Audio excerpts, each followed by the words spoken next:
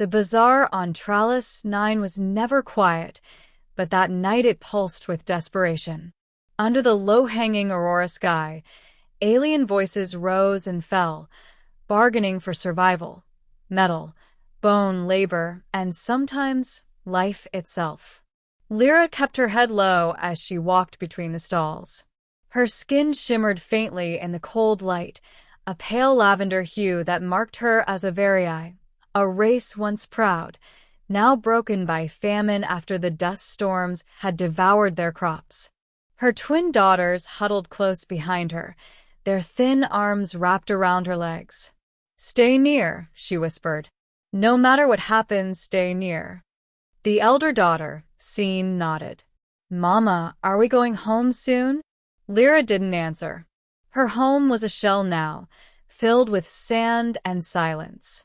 She'd sold everything: furniture, heirlooms, her late husband's coat. Only one thing remained that the traders wanted. And tonight she would sell that too. At the far end of the bazaar stood the Flesh Exchange. It was a clean name for a filthy place. Under its sterile lights, buyers in glass masks examined the wares, limbs, organs, even neural lattices harvested from volunteers. It was said that one could sell a part of themselves here and live long enough to regret it. Lira stepped inside. The hum of machinery drowned her heartbeat.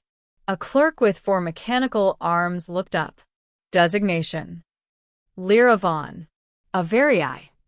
Offering. Lira drew a trembling breath. "My core heart." The clerk's eyes flickered. "That's your life organ, madam. You will not survive extraction." "I know."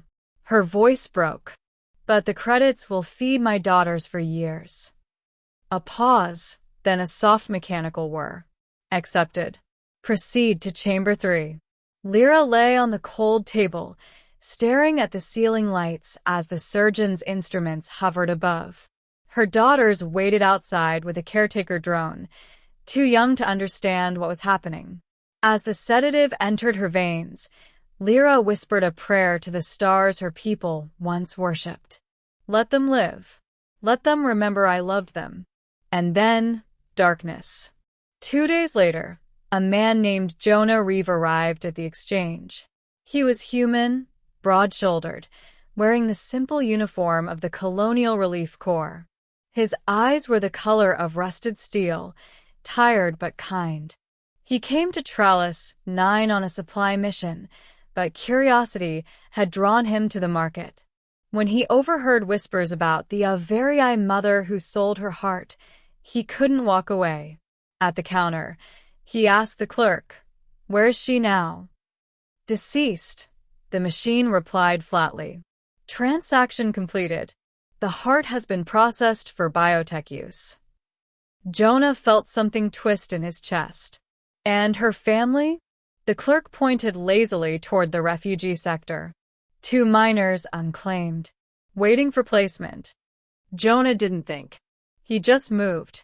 He found them in a sheltered dome, sitting by a flickering heater. The girls were quiet, their lavender eyes too large for their small faces. He knelt beside them. "You're Scene and Aroa, right?" Scene nodded, cautious. "Who are you?" "My name's Jonah. I'm a friend of your mother." It wasn't true, but it felt like it could have been. He brought them food first, real food, not nutrient paste. The younger one, Aroa, cried when she tasted it.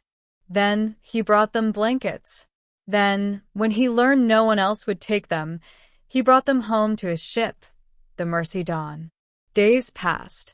The girls barely spoke at first. They would sit near the viewport, watching the stars, whispering about their mother. Jonah tried to give them space, but one evening, Scene came to him.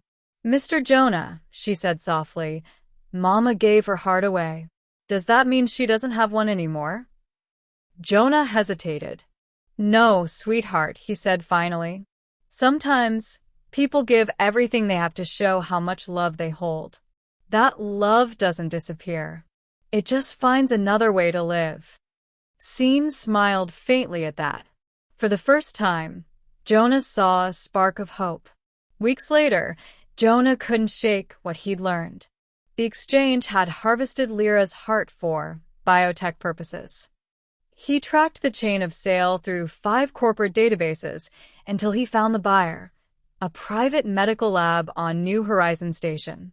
He used his relief credentials to get in. Inside, behind reinforced glass, he found it, a containment unit labeled HFY heart core, functional, unimprinted. It pulsed softly, suspended in a field of blue light. Jonah stood there a long time. The idea of someone's love, someone's sacrifice, reduced to a commodity made him sick. He approached the attendant. "How much for this unit?" "It's not for sale," the attendant replied coldly. Jonah took a deep breath, placed his identification badge on the counter, and slid a data chit across. "It is now." The attendant scanned it and froze. This is 3 years of hazard pay." "I know," Jonah said quietly. "Pack it up." He returned to the ship under the blood-red glow of the station's lights. The containment unit hummed softly in his arms. When the girls saw him, their eyes widened. "What is that?" Aroa asked. "It's something that belongs to you," Jonah said, setting it down gently. The field flickered, and for a heartbeat, literally, Lira's voice echoed faintly in the air. "My daughter's live." The girls gasped. Scene reached toward the field, tears spilling down her cheeks. "Mama?" Jonah swallowed hard. "I don't know how much of her remains, but this was hers. I couldn't let strangers use it." Aroa clutched his arm. "Thank you, Mr. Jonah." For a moment, the containment field pulsed brighter, as if responding to gratitude, to love. Over the following months, Jonah worked tirelessly with the relief engineers. He learned that the HFY core hearts weren't just organs, they were living reactors of emotion and energy. In the right environment, they could regenerate, maybe even revive the consciousness once bound to them. It was a wild idea, but Jonah couldn't let it go. He built a chamber aboard the Mercy Dawn, feeding energy into the core, monitoring every pulse, every flicker. The girls helped. Scene would hum softly. Aroa would place small offerings by the glass, like the flowers they found in hydroponics. Then, one night, as the ship drifted through the silent void between systems, the chamber lights flared white. Jonah burst in. The containment field was gone. In its place, lying weak but breathing, was Lira. Her skin glowed faintly, her eyes fluttering open.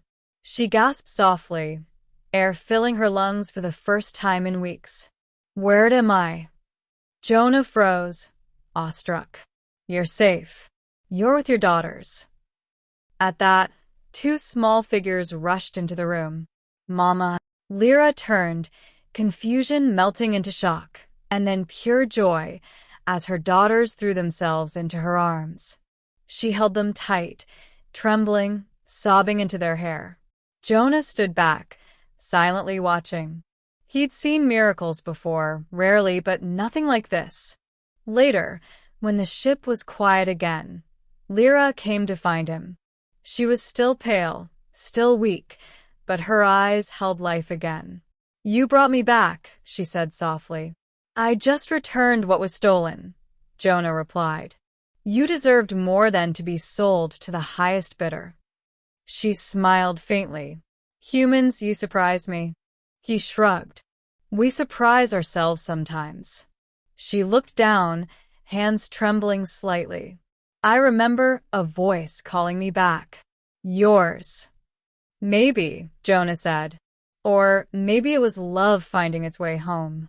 Lira stepped closer, her gaze searching his. "Why did you do it?"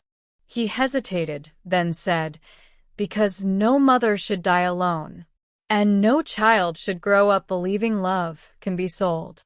For a long moment, neither spoke. Then Lira placed a hand over his heart. "You've given me mine back," she whispered. "Let me keep yours safe in return." Jonah smiled softly. "Deal." Months later, the Mercy Dawn became something new.